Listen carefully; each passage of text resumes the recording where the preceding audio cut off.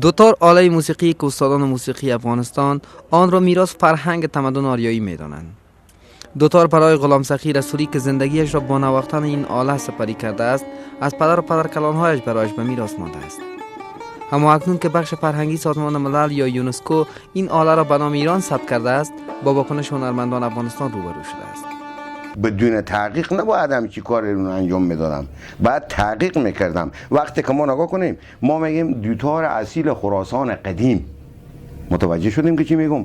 وقتی که ما میگیم دوتار اصیل خراسان قدیم، ما وقتی که این دوتاره که 14 سیم داره، یا به عبارت 19 پرده، یا 21 پرده، یا 23 پرده، این ما نام از این اینجا در کابل یکی از آموزگاران انستیتوت ملی موسیقی افغانستان این گام یونسکو را قابل تشویش می‌داند.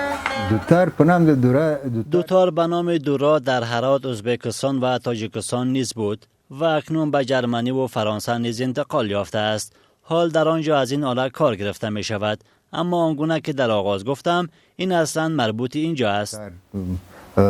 فرانسه تم تللی ده نو اصل دوتار چې ده په افغانستان کې چې دغه ما تاسو ته مخکې کار وکړ.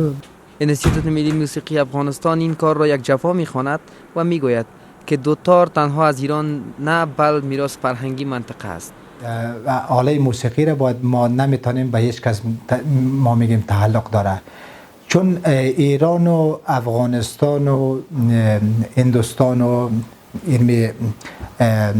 تاجیکستان و ازبکستان یک حوزه مشترک بوده، یعنی زمانی که حوزه مشترک بوده متعلق به کل ماست. وزارت اطلاعات و فرهنگ افغانستان نیز دوتار را میراث فرهنگی مربوط به دوره‌های اوستا و ویدی می‌داند. او این تصمیم را برخواسته از بیخبری یونسکو می‌داند و میگوید که این وزارت به یونسکو یادداشت خواهد فرستاد. پیدایش آن در افغانستان است. موضوع دوم این که اگر ایران میگوید که این آله به نام آنها ثبت شود، پس ما میگوییم که نام ایران هم باید تغییر کند. میتوانیم بگوییم ایران معاصر، چون ایران نمیتواند جانشین آریانای کهن باشد.